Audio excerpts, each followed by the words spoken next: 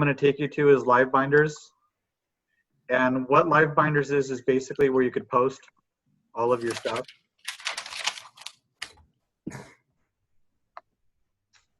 And I have tons of links. Some of them need to be upgraded or updated because of Flash.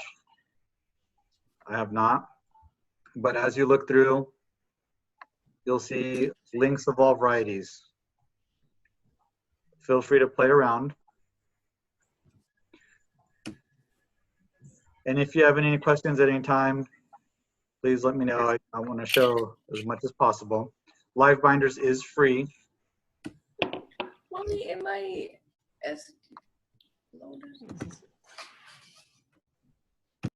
And what I love about Live Binders is it's free. If you're just posting links, you won't run out of space.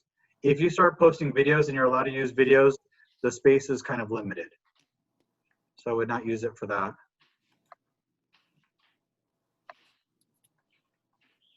Okay, the next link is from Joe Schmidt. He's Department of Education, Social Studies in Maine.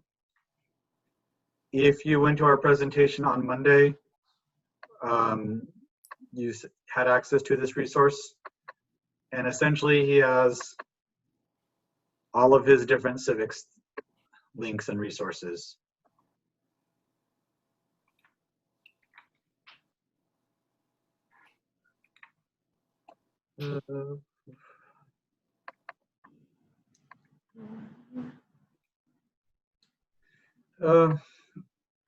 Your window is too small. Sorry about that. And you look at all the hyperlinks, you'll see kindergarten, and he has it segmented. Basically, each section has 4 to 5 different links.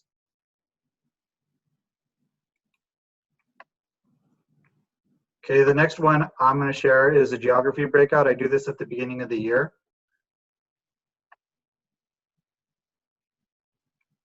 And you'll see the clues on Take the Quiz. And just going through basic things like in 6th grade, where I'm at, they have very little geography, if anything at all.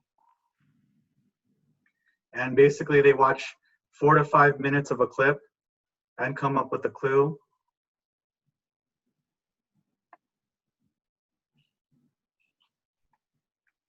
And I put them in partners and teams. So a variety of checking where they're at. And there's a quiz at the end.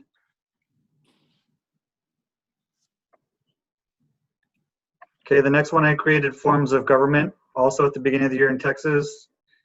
And I might have linked it incorrectly, but I could share that later. I'll add it to the doc.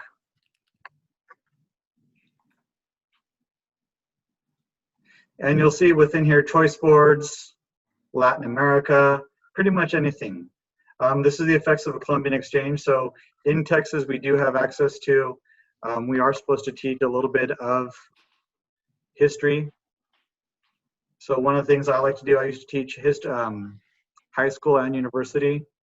I like to cover a little bit of Western Civ within that. And my screen, I think, needs to be reset.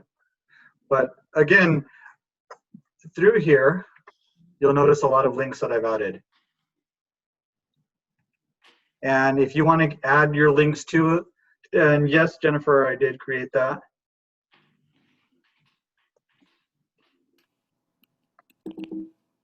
Okay, I think I might need to reset mine. So I'm going to stop screen share. Anyone else want to share their screen? Any resources? Again, you could post them in the chat or out loud. I can jump on just to let you know what I use if you want, Gabriel. Awesome. All right. If my screen is going to share here, not that. I use Moodle. I'm in Massachusetts teaching world geography for a long time, and ancient civ and history has been added to that recently. And I've used Moodle for a number of years as my site source. It's a little bit old in terms of its design. It's actually much better than it was now, but it is open source.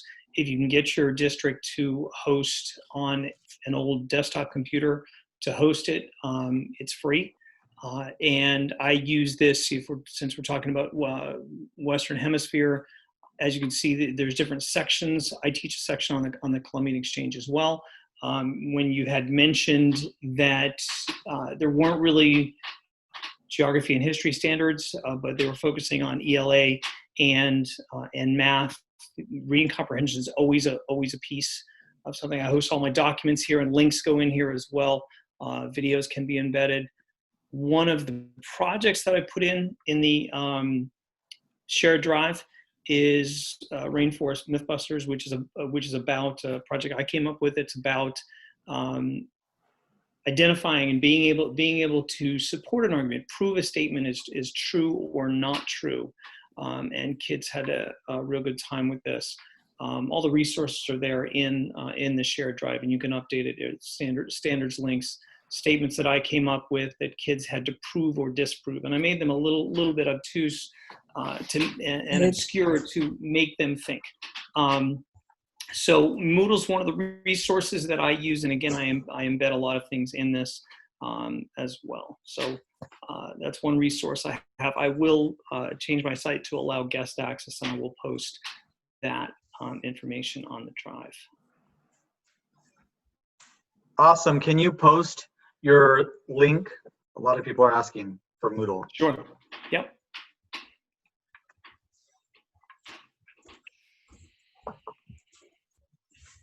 Awesome.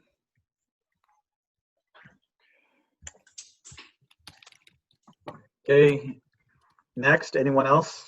So just keep going and keep sharing. I'll share, Gabe. It's my first time here, so I'm still figuring out all this technology stuff. But I'm going to go ahead and put this is a document, a hyperdoc that I have in my drive that y'all can access. I actually work for the Region Service Centers in the state of Texas. And so this is a hyperdoc for a lesson about a TEK in 6th grade that I think is particularly tricky because it gets misinterpreted. And it's about kids comparing the organizations of governments. And then it lists a bunch of sovereign governments. And the way I saw teachers teaching it was like memorizing all the little facets of Germany's government and all the little facets of Russia's government. And I was like, 11-year-olds are really supposed to learn that. And so what this does is actually give kids a more macro view of there are Unitarian systems and there are Federalist systems, so that they don't have to memorize all the nitpicky pieces of all these different sovereign nations, governments, as opposed to can you see the characteristics of a Unitarian system, a Federalist system, and then based on what the CIA fact book gives you for whatever kind of government is in the country or the regions or areas that you're studying, you can decide then, student, based on those characteristics. And so the hyperdoc for kids doing that and that lesson, if you will, is in that link there. Great. Okay, as people are presenting, I'm going to add the links to the doc.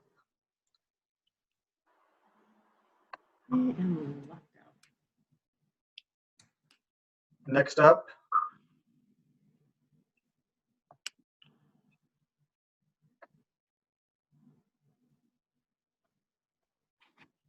Dave, can you hear me? Yeah, I can. With my microphone, so I wanted to make sure you can hear me. Okay, yep.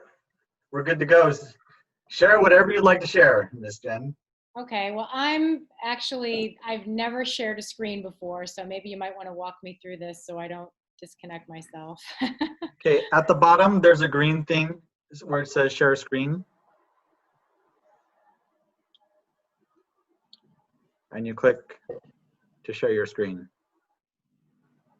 Oh, I think Gina has share screen right now. Sorry. Oh, no worries.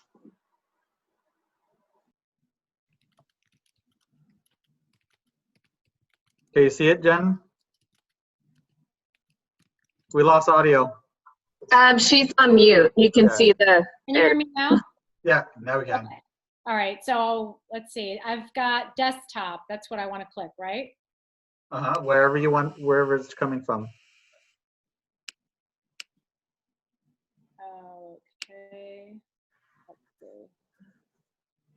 Okay, so you can see my screen now, right?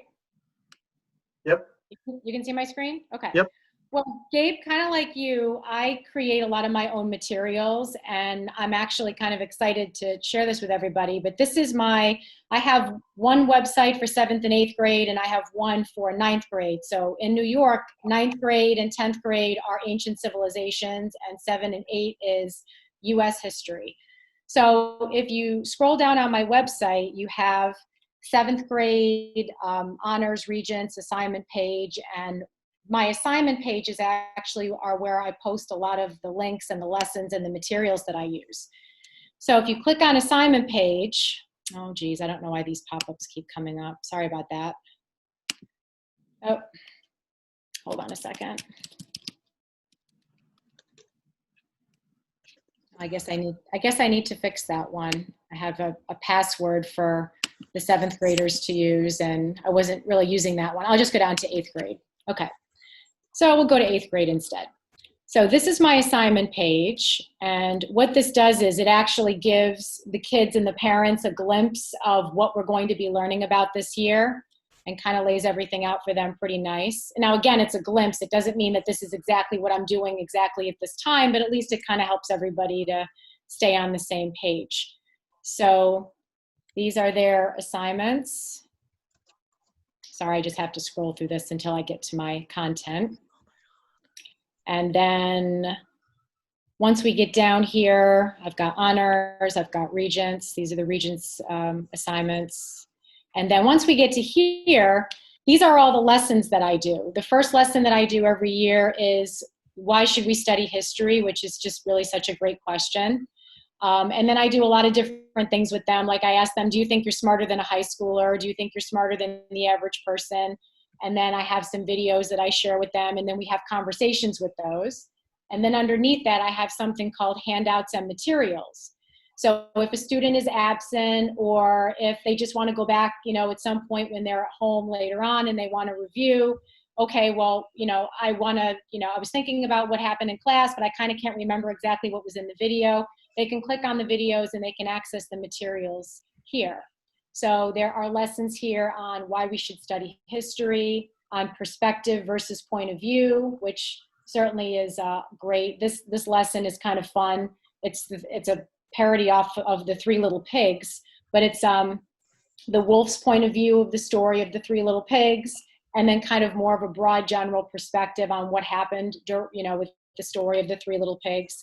And then underneath that, again, handouts and materials that I created myself. But certainly anybody could go on here and they could use the video links and create their own materials from, or do some kind of variation of what I've done. So as you just keep going down here, there's a class syllabus, a parent letter, September 11th. I mean, I don't know if you guys do anything with September 11th. Obviously, that's a big deal in New York. We talk about September 11th, and I do a commemoration every single year where I get the entire grade together, either 7th grade or 8th grade, and we get a few hundred students in the auditorium over a couple of days.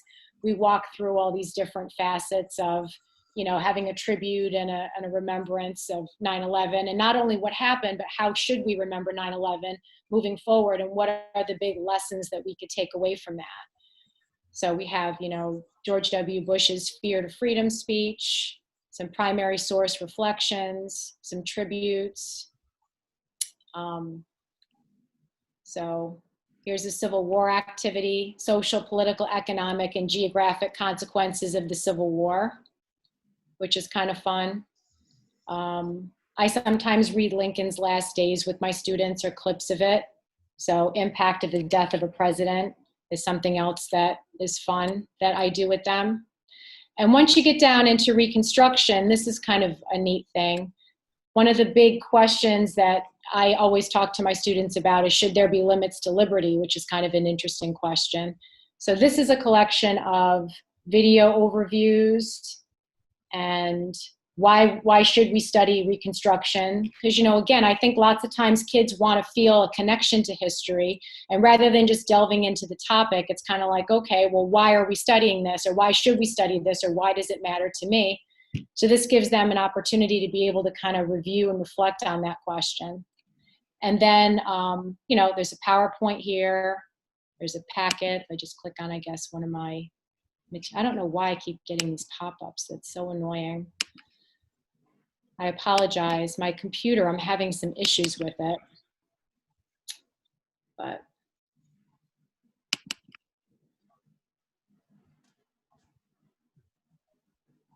give me a second for this to open up. But, you know, my website I actually use as an instructional tool. And through Weebly, I don't know if anybody has tried to create a website, but the kids actually having all of you, like for my perspective as a teacher, having all of my materials and the materials I use with them housed in one central location that they can go back and they can revisit at their leisure is really such a great thing. But here's one of my handouts that I used with them. Acquiring background information. So we define the process of Reconstruction. We take a look at, you know, people and terms, Lincoln's second inaugural address, start looking at maybe some issues and challenges and how to categorize those.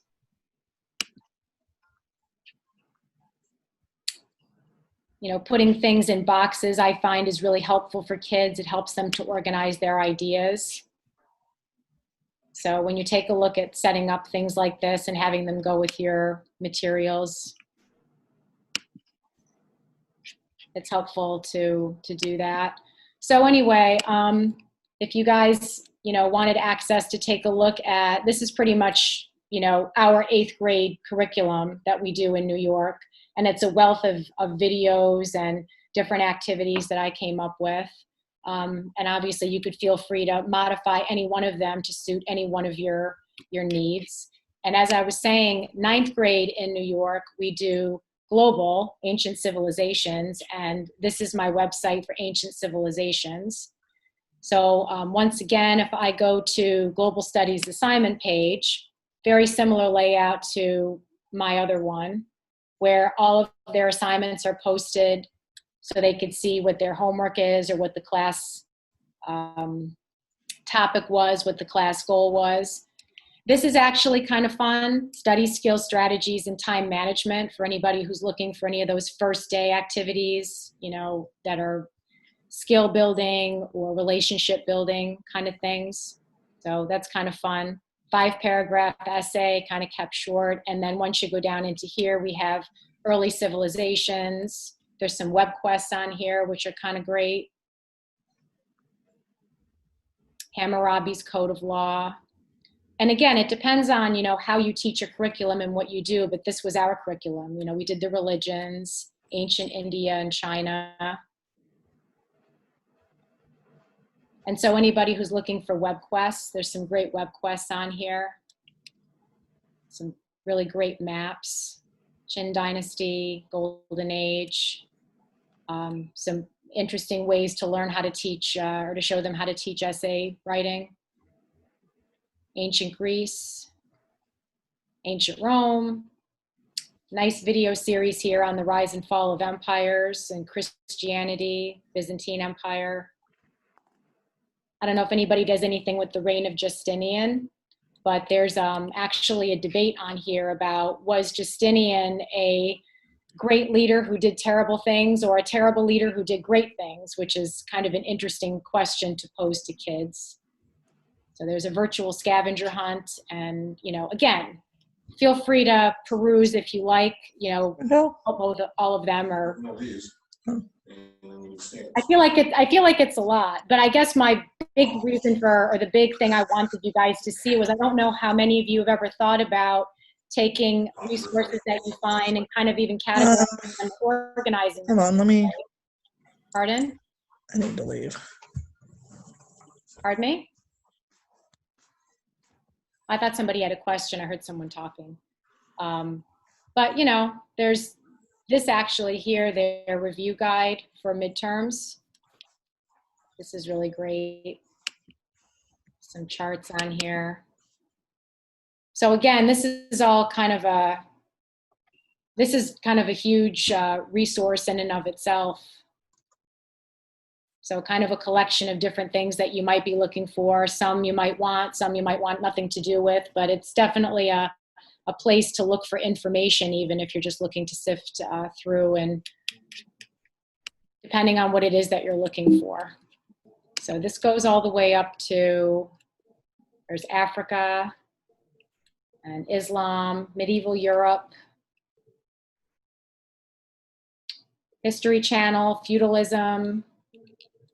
So this is pretty much East Asia, China, what we do in New York in 9th grade, the dynasties in Japan. So. Can you copy that link, please, or post it? Yeah, absolutely. I'll post both of them. Like I said, it's pretty overwhelming. I know there's a lot here, but it's one of those things where if you're looking for something in particular, or you're just even looking for a place to start to look for resources, this is kind of a great way to even just see like, okay, well, I wonder what's on here that she has, and maybe you can use it or maybe you can't, but it might be a great place to start.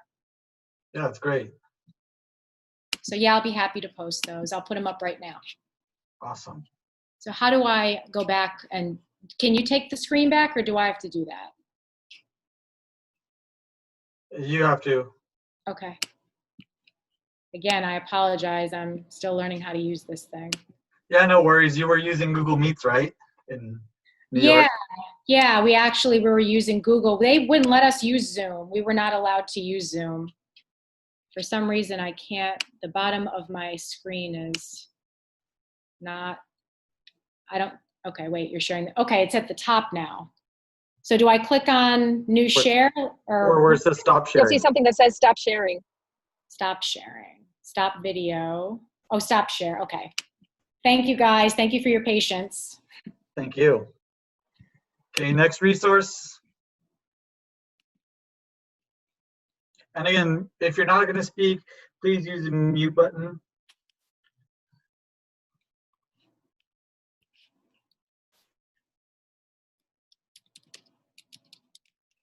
Okay, choice board option. Jennifer's page.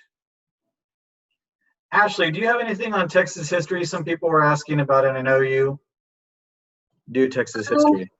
I have a couple of things. They're mostly those interactive in-class things, so I can show you that. I'm also new to Zoom and sharing screens, so you'll have to forgive me if I mess that up. Let's see.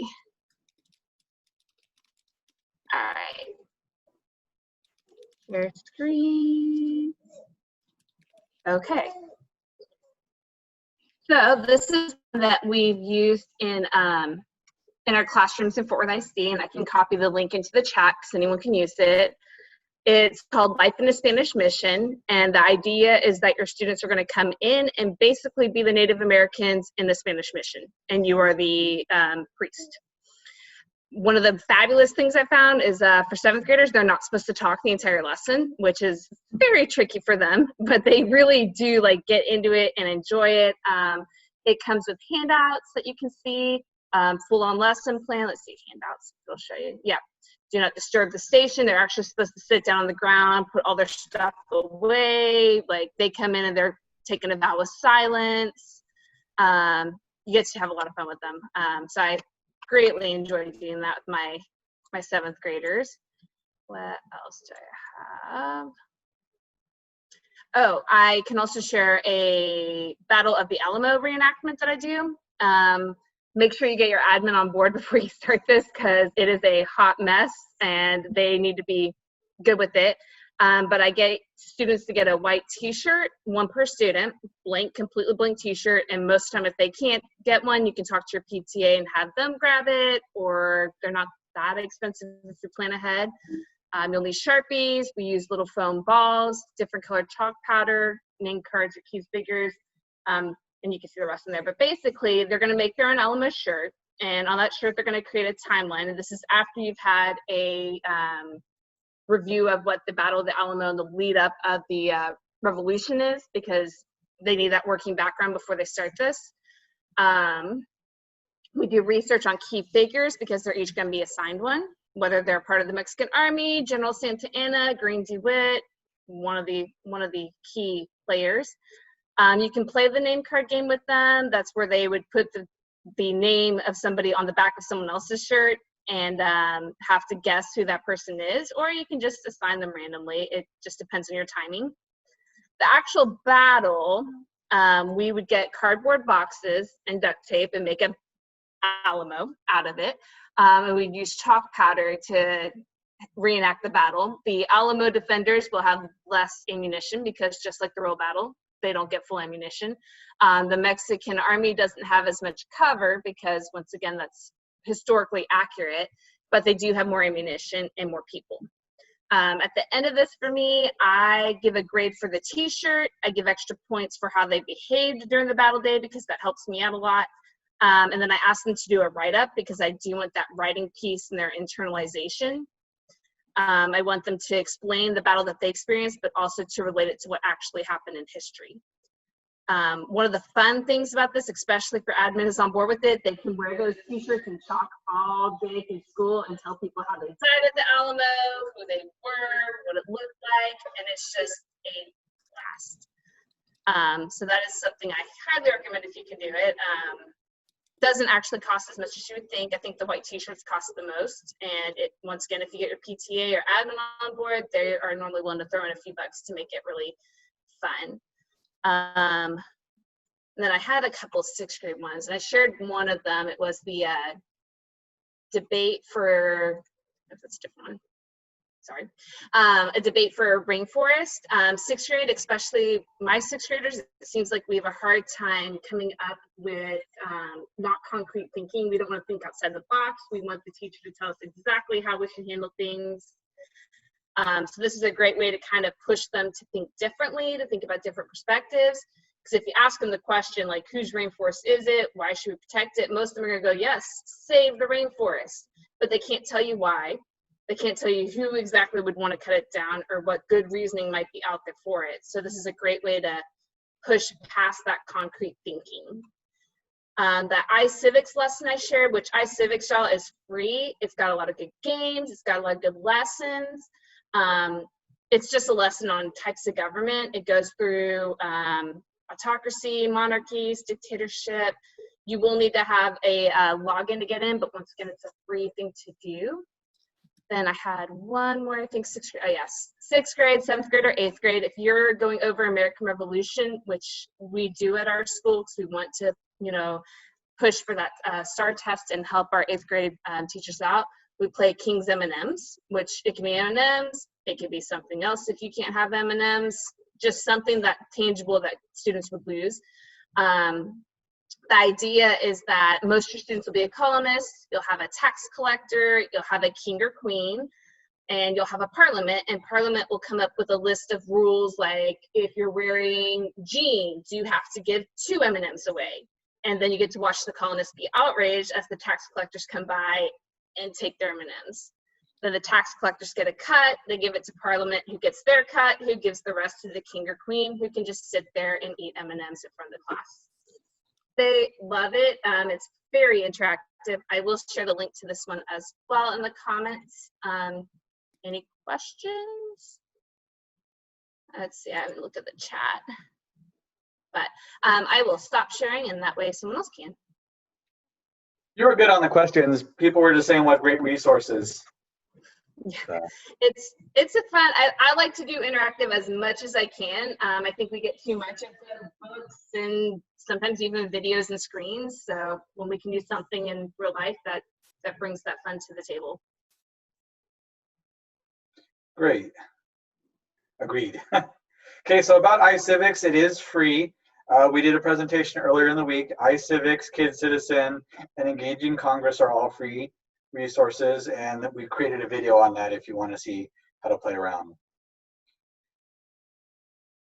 Okay, any other resources? Thank you to all who are sharing.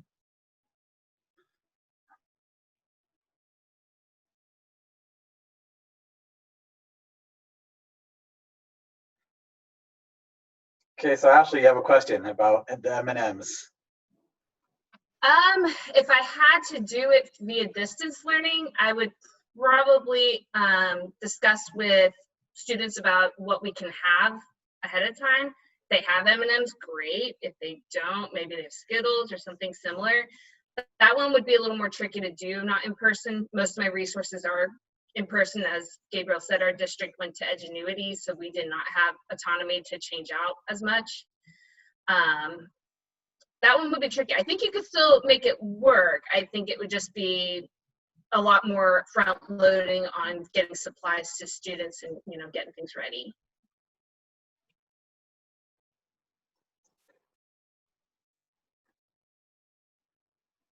Okay, so there's a question about, or a comment about interactive. Have to teach out of the textbook. Okay. Civil War choice boards. Yes, we would love a Civil War choice board. We'd like any kind of resource. Now is the time. All right, hey guys, this is Elise. I'm sorry, I have a birthday girl over here. It's a little loud in the background, so I'm not sharing my face because I wasn't totally ready for this, but I didn't want to miss it. So I'm just gonna share my screen real quick with you just so you could see something I put together. And please know, I put it together like seriously in the middle of the night, COVID stuff, crazy, you know, hard to be working at home and having kids at home, but can you guys see my screen okay? Yep. So I just put this together thinking about getting them some choice in what they could learn as an extension beyond what I was going over. And I wanted to make it easier to grade. So you can just see the directions at the top here. And then so the rubric's pretty simple. And originally I was not going to put any of these links in, but just topics. And then just being away, I felt like this would be helpful for them. I ended up just going through and just throwing tons of links in here of sources that I felt were going to be helpful to them. I thought some of it would be hard for the kids to find. So anyways, I just got tons and tons of links here. It's not pretty, and it definitely should be, you know, fixed up, but that's what it is. And I'll try and file share the document here. Is that how you want it, Gabriel? Sure, that would be perfect. Okay, great. I'll try and load that in the chat then. Okay, great. Thank you. Happy birthday to her primarily. Thank you so much. Okay. Anyone else? Resources? Again, thanks everyone for sharing. Grab the mic. The floor is yours. Hi. Oh, here's a little messy. I did a thing this year. It's not a choice board, but it's decoding a Civil War telegram using a Union codebook from Major Thomas Eckert. So I can show you that real quick if you want. I got it from the C3 teachers website, and I had to change it a little bit because it was kind of confusing for 8th graders. But let me see if I can get this right. I'd use my iPad because my computer will not run Zoom. My Chromebook is too old. Let's see.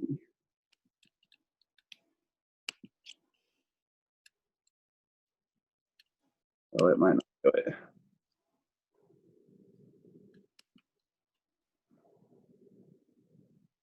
Can you guys see it?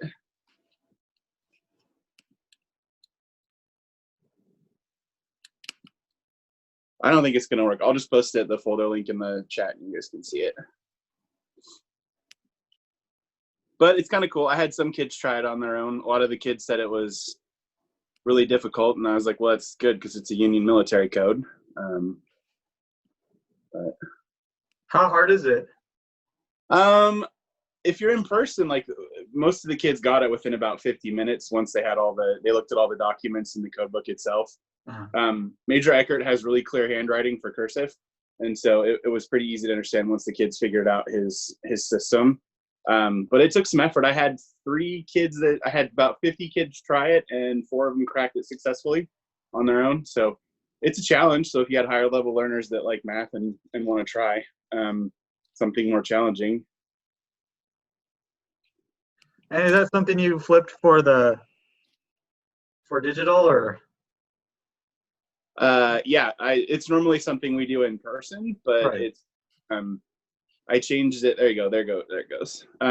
So in there's a PDF of the code book, and then the instructions, and then kind of an example on how to decode some of the messages. So it's pretty neat. And if you go back to the C3 Teachers website, they have a whole bunch of military telegrams that you could try to have the kids decode that are shorter. So we tried with this isn't the first one necessarily that I would try with, but since I figured I had, advanced students that wanted a challenge, I kind of give it to them at the last week. So, but there are others on there if you want to poke around on there. Great.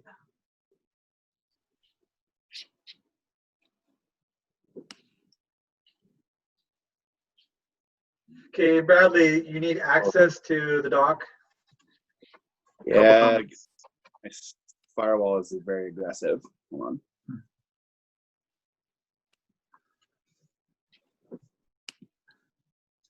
Nice Obi-Wan.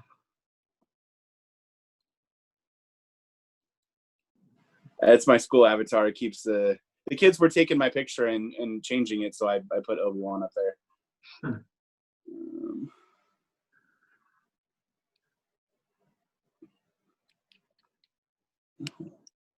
Okay.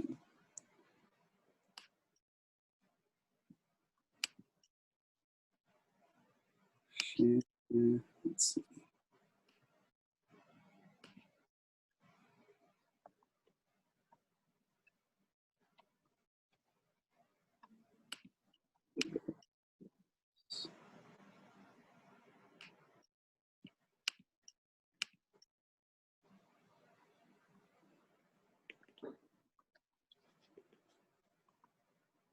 All right, it's not going to let me do it on my iPad. I'll fix it and I'll email you the link, Gabe. Awesome, thank you. So civic education from Eric. Good sources.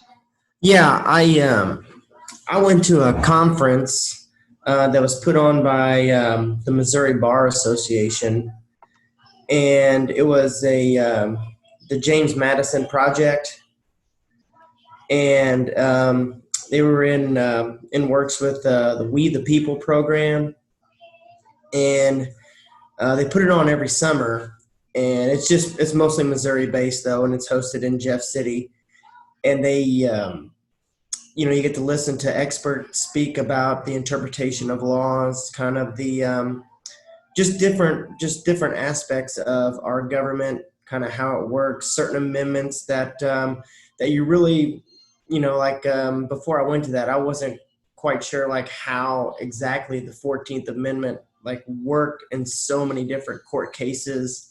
It kind of explains how judicial review is such an important part of our legal system, and they end up giving you textbooks.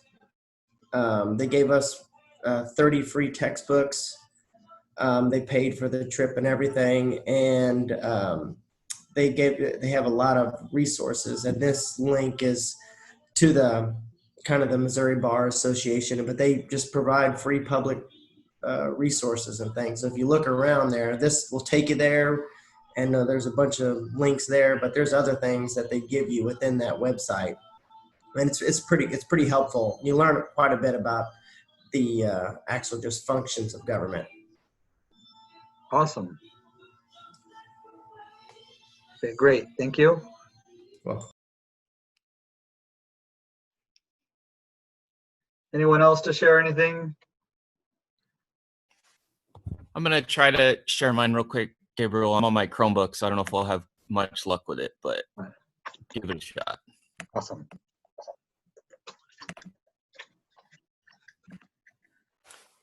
Looks like we're good.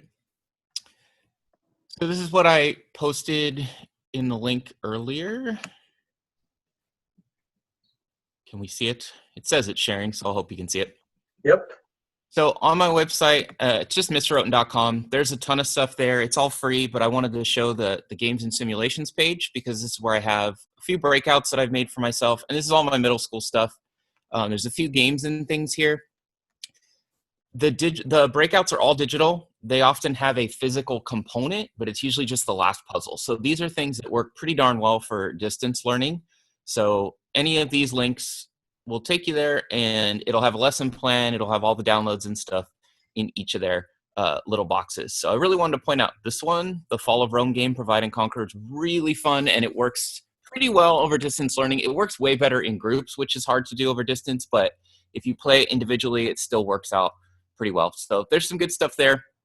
Those are just the games, and then I have my investigations and stuff. So feel free to check it out. Again, it's all 7th World and 8th grade US are both there.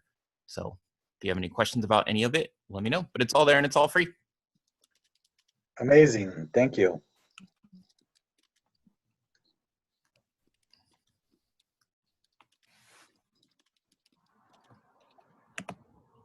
Okay, I'm going to keep adding to this document. I know I have a lot in the docs, but I'm going to keep adding to it. Everything is in pretty much in our shared drive. The shared drive is Social Studies Network Drive at gmail.com. You share any resource that you've created, and I add you to the drive. Right now, we're around 5 gigs of resources. If you've sent something and you haven't received access to it, you might want to check with your filter. Sometimes the district's block, and if you shoot me a Gmail or some other kind of email instead, I can send that. Okay. Anyone else to share? Again, thank you everyone for sharing. So free history labs in region 13, ESC 13. Renee, do you want to share that? The free history labs? Sure. Most of them are for high school right now, but it seems that you have people in other states that high school courses have different context than what we do in Texas. But there is one in there free that you could do in 8th grade about the Mexican-American War. And basically the students look at documents to decide what was the motivating factor for the war. And I think their choices are like expansion of slavery or defending the United States or there's something else there. And it starts with them reading a textbook account of the war from a textbook in Mexico and one with a textbook of the United States. And so it really introduces kids also to that historical interpretation. Events are different depending on where you're at or how you interpret it. So those are free. You can download it. And Region 13 is putting all of those into Canvas courses that students could then do remotely also.